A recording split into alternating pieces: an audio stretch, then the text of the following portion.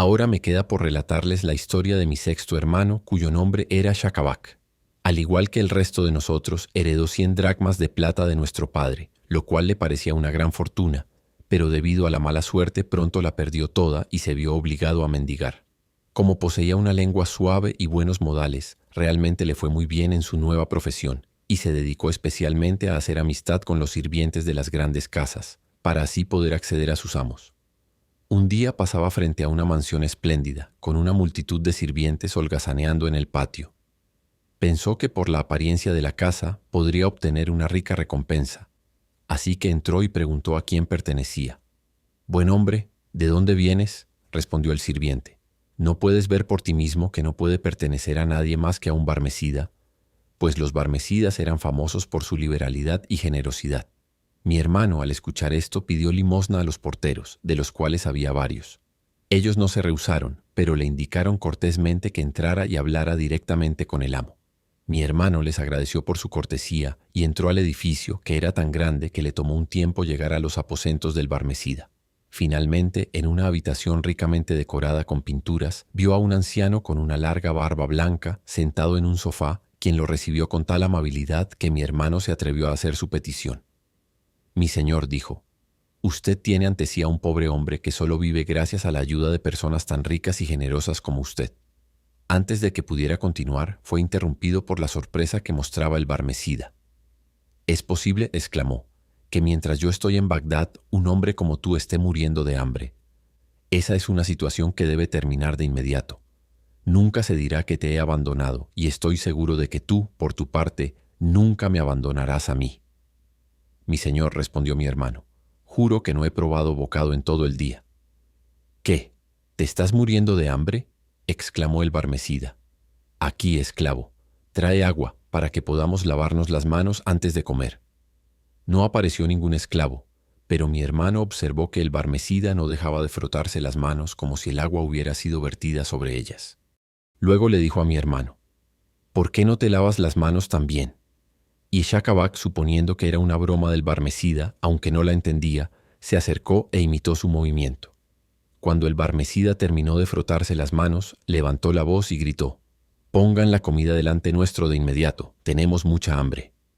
No trajeron ninguna comida, pero el barmecida fingió servirse de un plato y llevárselo a la boca, diciendo mientras lo hacía, «Come, amigo mío, come, te lo ruego, sírvete con libertad como si estuvieras en tu casa. Para ser un hombre hambriento pareces tener muy poco apetito». «Disculpe, mi señor», respondió Shakabak imitando sus gestos como antes, «realmente no estoy perdiendo tiempo y estoy dando plena justicia al banquete». «¿Qué te parece este pan?», preguntó el barmecida. «A mí me parece especialmente bueno». «Oh, mi señor», respondió mi hermano, que no veía ni carne ni pan, «nunca he probado algo tan delicioso». «Come todo lo que desees», dijo el barmecida. «Compré a la mujer que lo hace por 500 piezas de oro, para que nunca me falte».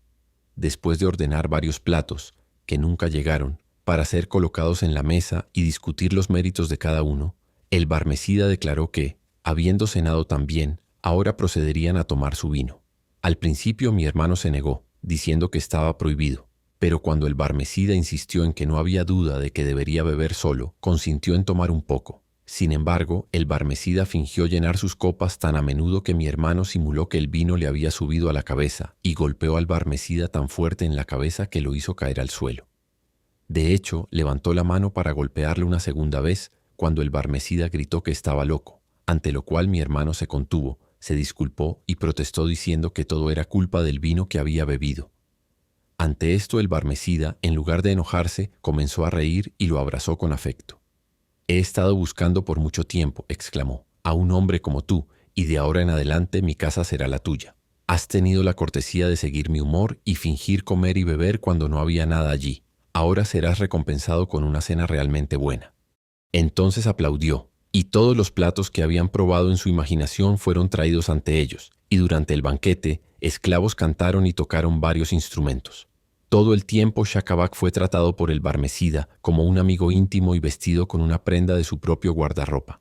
Pasaron 20 años y mi hermano seguía viviendo con el barmecida, cuidando de su casa y manejando sus asuntos.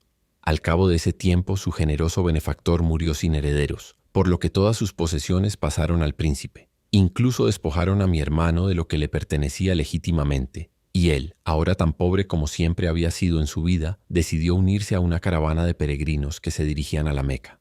Desafortunadamente, la caravana fue atacada y saqueada por los beduinos, y los peregrinos fueron tomados prisioneros.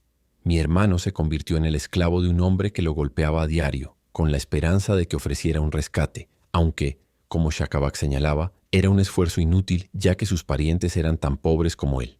Finalmente, el beduino se cansó de atormentarlo y lo envió en un camello a la cima de una alta montaña árida, donde lo dejó a su suerte. Una caravana que pasaba de camino a Bagdad me informó dónde podía encontrarlo, y me apresuré a rescatarlo, y lo traje de vuelta a la ciudad en un estado deplorable. Esto, continuó el barbero, es la historia que relaté al califa, quien cuando terminé se echó a reír a carcajadas. Bien se te llamaba el silencioso, dijo. Ningún nombre fue jamás mejor merecido, pero por razones propias que no es necesario mencionar, deseo que abandones la ciudad y nunca regreses. Claro. No tenía otra opción más que obedecer, así que viajé durante varios años hasta que escuché sobre la muerte del califa. En ese momento regresé apresuradamente a Bagdad solo para descubrir que todos mis hermanos habían muerto. Fue entonces cuando le presté al joven lisiado el importante servicio del que ya habrán oído hablar y por el cual, como saben, mostró tal ingratitud que prefirió abandonar Bagdad antes que correr el riesgo de verme. Lo busqué de un lugar a otro durante mucho tiempo, pero solo hoy, cuando menos lo esperaba, me encontré con él, tan irritado conmigo como siempre. Así diciendo, el sastre continuó relatando la historia del hombre cojo y el barbero, que ya ha sido contada. Cuando el barbero, continuó, terminó su relato, llegamos a la conclusión de que el joven había tenido razón cuando lo acusó de ser un gran parlanchín. Sin embargo, deseábamos mantenerlo con nosotros y compartir nuestro festín, así que permanecimos en la mesa hasta la hora de la oración de la tarde. Luego, la compañía se dispersó y yo volví a trabajar en mi tienda. Fue durante este intervalo que el pequeño jorobado, ya medio borracho, se presentó ante mí, cantando y tocando su tambor. Lo llevé a casa para divertir a mi esposa y ella lo invitó a cenar. Mientras comía un poco de pescado, una espina se le quedó atorada en la garganta y a pesar de todo lo que hicimos, murió poco después. Todo fue tan repentino que perdimos la cabeza, y para desviar cualquier sospecha sobre nosotros, llevamos el cuerpo a la casa de un médico judío. Él lo colocó en la habitación del proveedor, y el proveedor lo dejó en la calle, donde se pensó que había sido asesinado por el comerciante.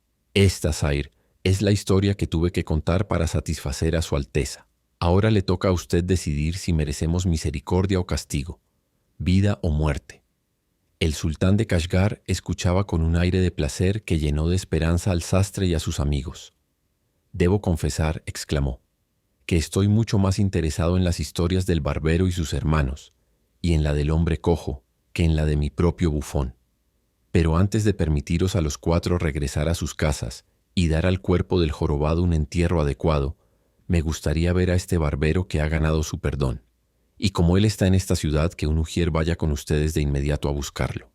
El ujier y el sastre pronto regresaron trayendo consigo a un anciano que debía tener al menos 90 años. «Oh, silencioso», dijo el sultán, «me han dicho que conoces muchas historias extrañas. ¿Podrías contarme algunas?»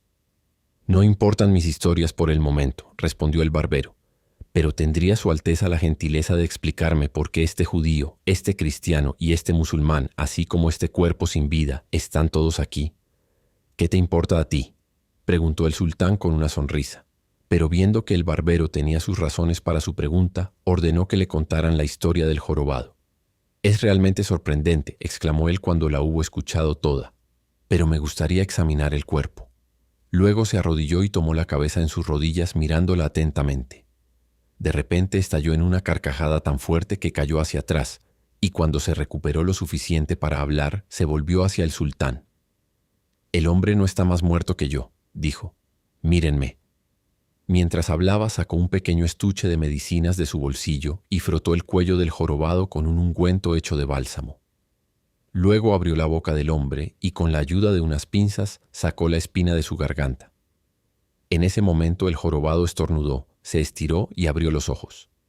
El sultán y todos los que vieron esta operación no sabían qué admirar más, si la constitución del jorobado, quien había estado aparentemente muerto por toda una noche y gran parte de un día, o la habilidad del barbero, a quien todos empezaron a considerar como un gran hombre.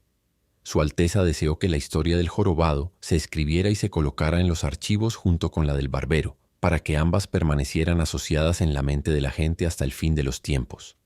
Y no se detuvo allí. Para borrar el recuerdo de lo que habían sufrido, ordenó que el sastre, el médico, el proveedor y el comerciante fueran vestidos en su presencia con una túnica de su propio guardarropa antes de regresar a sus hogares. En cuanto al barbero, le concedió una gran pensión y lo mantuvo cerca de su persona. Muchas gracias por escuchar nuestra narración del El sexto hermano del barbero. En Héroe.com, como una editorial independiente en crecimiento, nuestro objetivo es hacer que la literatura universal sea más accesible y disfrutable para el lector moderno. Si te ha gustado este contenido, te agradeceríamos muchísimo que nos apoyes con un like y te suscribas a nuestro canal para más narraciones. Además, si quieres tener esta narración en formato PDF, puedes descargarla desde el enlace en la descripción.